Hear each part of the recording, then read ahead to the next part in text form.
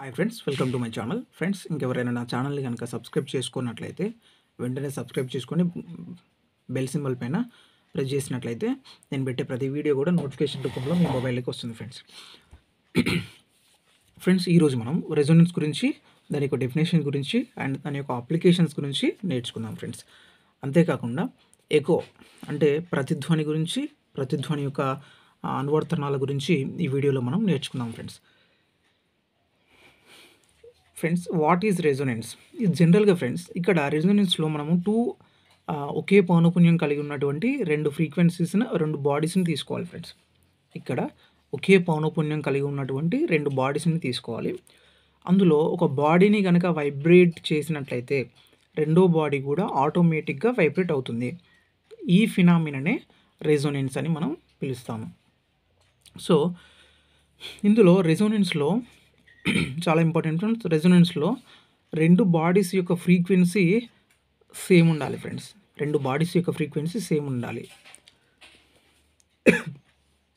ఇక్కడ అప్లికేషన్స్ తీసుకున్నట్లయితే ఇక్కడ జనరల్గా మనకి 4 అప్లికేషన్స్ ఉంటాయి ఫ్రెండ్స్. ఎగ్జామినేషన్స్లో అడిగేవి అప్లికేషన్స్ మాత్రమే అడుగుతాడు. ఎగ్జామ్లో వాట్ ఈజ్ రెజొనెన్స్ అని చెప్పేసి డెఫినేషన్ అడగడు. ఎగ్జామ్లో ఓన్లీ అప్లికేషన్స్ పైనే కాన్సన్ట్రేషన్ పెట్టి అడుగుతాడు. కాబట్టి ప్రతి ఒక్కరు అప్లికేషన్స్ పైన ఒకే కాన్సన్ట్రేషన్ పెట్టి నేర్చుకోవాలి friends.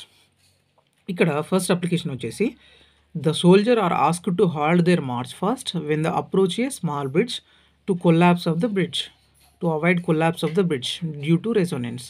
But if water flows through the bridge it does not collapse because the natural frequency of the bridge changes.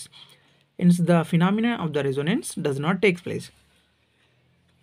జనరల్గా సోల్జర్స్ మార్చ్ ఫాస్ట్ చేస్తున్నప్పుడు వాళ్ళు స్మాల్ బ్రిడ్జెస్ దగ్గరికి అప్రోచ్ అయినప్పుడు జనరల్గా మార్చ్ ఫాస్ట్ ఆపేయమని చెప్తారు. ఎందుకంటే అక్కడ రెజొనెన్స్ జరిగి ఏమవుతుంది, అక్కడ బ్రిడ్జ్ అనేది కొలాప్స్ అయిపోయే ఛాన్సెస్ ఎక్కువ ఉంటాయి. కాబట్టి when they approaching near to the bridge అప్పుడు ఏమవుతుందంటే they ask to halt the march first అని చెప్పేసి అడుగుతారు ఫ్రెండ్స్. ఇలా మనం గుర్తుంచుకోవాలి. ఒకవేళ బ్రిడ్జ్ కింది నుండి వాటర్ కనుక ఫ్లో అవుతున్నట్లయితే అక్కడ రెజొనెన్స్ అనేది, బ్రిడ్జ్ యొక్క రెజొనెన్స్ అనేది చేంజ్ అయిపోతుంది.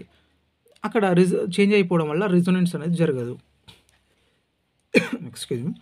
సో ఇక్కడ సెకండ్ ఏంటంటే radio, whistle, flute. The working of flute, whistle and radio are based on the property of resonance. Radio తీసుకోండి, విజిల్ తీసుకోండి, ఫ్లూట్ తీసుకోండి, ఈ మూడు కూడా రెజొనెన్స్ అనే ప్రాపర్టీని బేస్ చేసుకొని వర్క్ చేస్తుంటాయి. ఇది కూడా ఇంపార్టెంట్ ఫ్రెండ్స్. రేడియో ఏ ప్రాపర్టీని బేస్ చేసుకొని వర్క్ చేస్తుంది అని చెప్పేసి అడుగుతాడు ఫ్రెండ్స్. అప్పుడు రేడియో అనేది రెజొనెన్స్ యొక్క ప్రాపర్టీని బేస్ చేసుకొని వర్క్ చేస్తుందని చెప్పి మనం చెప్పాలి. Third one, if the frequency of the voice is equal to the frequency of a glass plate then it breaks into pieces due to resonance. మన వాయిస్ యొక్క ఫ్రీక్వెన్సీ, గ్లాస్ యొక్క ఫ్రీక్వెన్సీ రెండు కూడా సమానమైనప్పుడు మన గ్లాస్ అనేది బ్రేక్ అవ్వడానికి possible ఉంటుంది. సో ఎందుకంటే రెజొనెన్స్ అనేది అక్కడ ఫామ్ అయిపోయి గ్లాస్ అనేది బ్రేక్ అవ్వడానికి పాసిబుల్ ఉంటుంది ఫ్రెండ్స్. సో ఇది థర్డ్ అప్లికేషన్. ఫోర్త్ అప్లికేషన్ వచ్చేసి వెహికల్, ఇప్పుడు మనము కార్ కానీ బస్ కానీ ఏదైనా తీసుకున్నప్పుడు exceed certain limit of speed, అంటే ఒక వేగాన్ని, ఒక స్పీడ్ని కనుక ఇంక్రీజ్ చేసినట్లయితే ర్యాట్లింగ్ సౌండ్ అనేది వినిపిస్తుంది. ఎందుకంటే రెజొనెన్స్ వలన ర్యాట్లింగ్ సౌండ్ అనేది వినిపిస్తుంది. ఈ విధంగా మనము రెజొనెన్స్ అంటే దాని యొక్క డెఫినేషన్, జనరల్గా ఓన్లీ మనకు దీనిపైన ఒక బేసిక్ ఐడియా ఉండాలి డెఫినేషన్ పైన. తర్వాత దాని యొక్క అప్లికేషన్స్ మీద మనము ప్రతి ఒక్క ఆస్పిరెంట్స్ కాన్సన్ట్రేషన్ పెట్టి చదువుకోవాలి. ఇప్పుడు ఇక్కడ చూడండి, టర్నింగ్ ఫోర్క్ అని ఇచ్చాడు. టర్నింగ్ ఫోర్క్ ఇక్కడ ఇంపార్టెంట్. టర్నింగ్ ఫోర్క్ అనేది ఇన్వార్ స్టీల్తో తయారు చేయబడుతుంది అనేది మనం గుర్తుంచుకోవాలి. చాలాసార్లు అడిగాడు, turning fork is made up of dash అని అడుగుతాడు. అప్పుడు invar steel. Next echo. The reflection of the sound from a reflector surface is called a echo. అంటే రిఫ్లెక్టర్ సర్ఫేస్ నుంచి వచ్చేటువంటి సౌండ్ని ఏమంటారంటే, మనకు రిఫ్లెక్షన్ ఏమంటారంటే ఎకో అంటారు. రిఫ్లెక్టర్ సర్ఫేస్ నుంచి వచ్చేటువంటి సౌండ్ యొక్క రిఫ్లెక్షన్ని మనం ఎకో అని చెప్పేసి అంటాము. సో ఇక్కడ ఎకోలో దీని యొక్క అనువర్తనాలు మరియు దీని యొక్క ఎకో వినబడడానికి కనీస దూరం ఎంత అని అడుగుతాడు. 16.5 మీటర్లు, 16.5 మీటర్లు అని మనం గుర్తుంచుకోవాలి. సో అప్రాక్సిమేట్లీ అప్పుడప్పుడు ఎగ్జామ్స్లో 17 మీటర్లు అని కూడా ఇస్తాడు ఆప్షన్. సో 17 మీటర్లు కూడా కరెక్ట్ అవుతుంది. సో దీని ఫార్ములా తీసుకున్నట్లయితే v is equal to 2d/t. v is equal to 2d/t. that implies d is equal to v into t/2 అవుతుంది friends. d is equal to v into 2/t అవుతుంది. ఒక నిమిషం friends, మీకు ఇక్కడ v is equal to 2d/t తీసుకున్నట్లయితే అప్పుడు మనకు vt is equal to 2d అవుతుంది. అప్పుడు మనకు టీ వాల్యూ కావాలి కాబట్టి v వాల్యూ కావాలి కాబట్టి v is equal to ఇక్కడ t అనేది vని మల్టిప్లికేషన్ చేస్తుంది. సో ఇక్కడ ఈజ్ ఈక్వల్స్ అవతలకి వస్తే అక్కడ డివైడ్ చేస్తుంది కాబట్టి 2d/tగా మనం రాసుకోవచ్చు. సో ఇక్కడ v is equal to velocity of the sound, v is equal to velocity of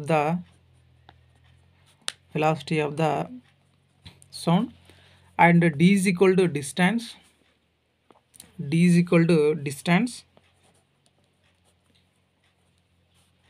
d is equal to distance, d is equal to distance.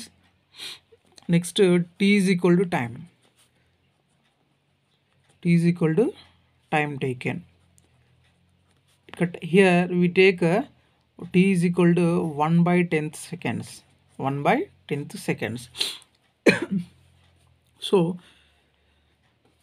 now apply the values in this formula. V is equal, in this equation v is equal to 2d/t equation, we apply these values.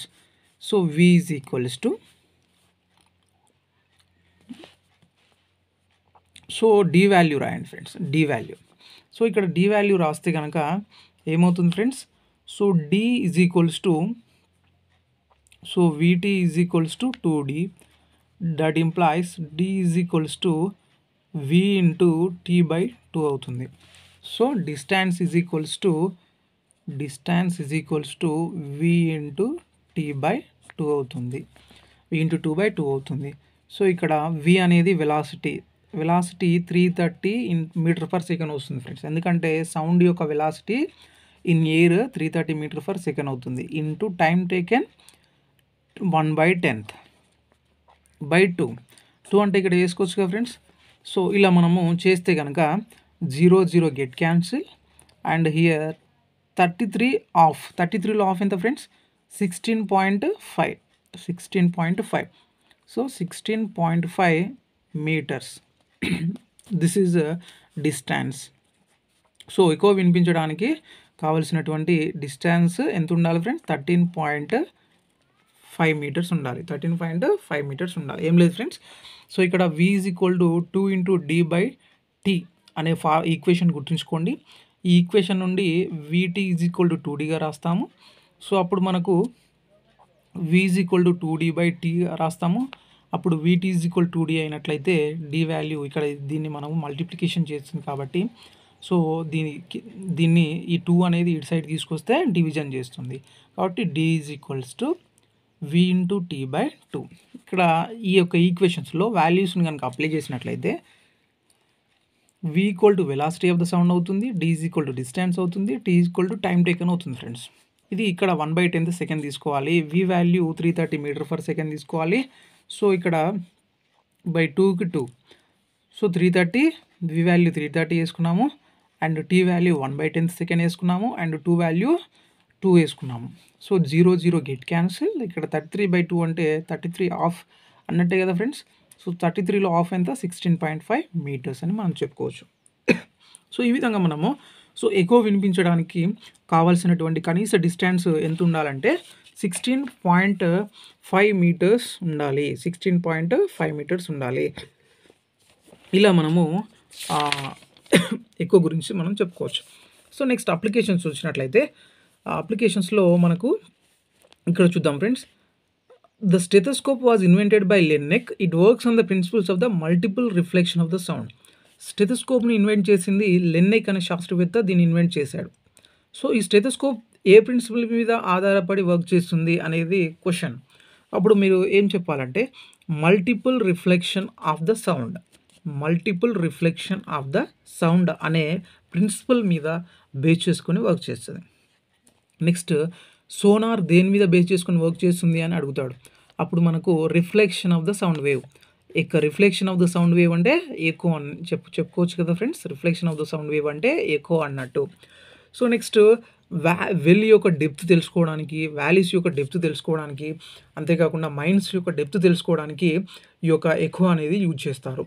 అంతేకాకుండా buildings తీసుకుందాం. Big buildings and mountains మధ్య separation డిస్టెన్స్ని తెలుసుకోవడానికి కూడా ఈ యొక్క applications అనేది echo అనేది use అవుతుంది. సో ఇలా మనము రెజోనెన్స్ యొక్క డెఫినేషన్ గురించి, దాని యొక్క అప్లికేషన్స్ అండ్ ఎకో అంటే ఏంటి, దాని యొక్క అప్లికేషన్స్ గురించి, అండ్ ఎకో వినిపించడానికి కావాల్సినటువంటి కనీస డిస్టెన్స్ 16.5 మీటర్స్ ఉండాలి. సో కొన్నిసార్లు ఎగ్జామినేషన్లో 17 మీటర్స్ అడుగుతాడు. సో అది కూడా కరెక్టే ఆన్సర్. కాబట్టి ఈ విధంగా మీరు ఈ యొక్క అప్లికేషన్స్ పైన కాన్సన్ట్రేషన్ పెట్టినట్లయితే ఎగ్జామ్స్లో మీకు 100% మీకు మార్క్స్ జనరల్ సైన్స్ నుంచి 100% క్వశ్చన్స్ సాల్వ్ చేయొచ్చు friends. So thank you. Have a nice day.